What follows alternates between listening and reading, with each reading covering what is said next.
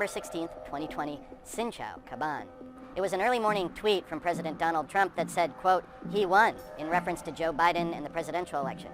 And while the rest of the tweet went on to say the election was rigged and was actually marked by Twitter as misinformation, it showed the first inkling that President Trump might accept defeat.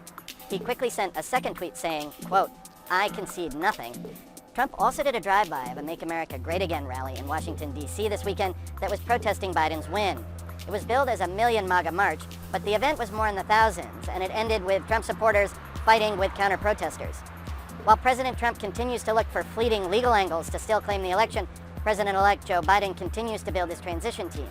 He started that process by creating a coronavirus task force, but progress there has been hampered again by Trump's refusal to let his administration acknowledge Biden's win. In fact, reports surfaced of one staffer being in charge of firing anyone who alludes to a Biden victory. America's leading infectious disease expert, Dr. Anthony Fauci, says this division is hurting COVID-19 response.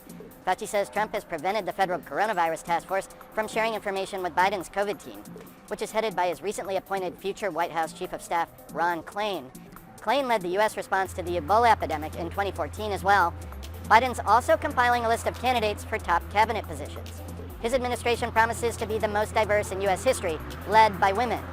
Names like Massachusetts Senator Elizabeth Warren, Illinois Senator Tammy Duckworth, and Minnesota Senator Amy Klobuchar are all likely to emerge as top contenders for posts like Treasury Department, Defense Department, and the head of the Agriculture Department.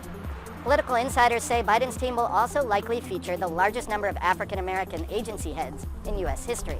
Candidates include former National Security Advisor Susan Rice, California Congresswoman Karen Bass, and Atlanta Mayor Keisha Lance Bottoms. This will no doubt be a nod to the fact that black voters saved Biden's campaign in the South Carolina primary and again in the general election in cities like Detroit, Philadelphia, Milwaukee, and Atlanta.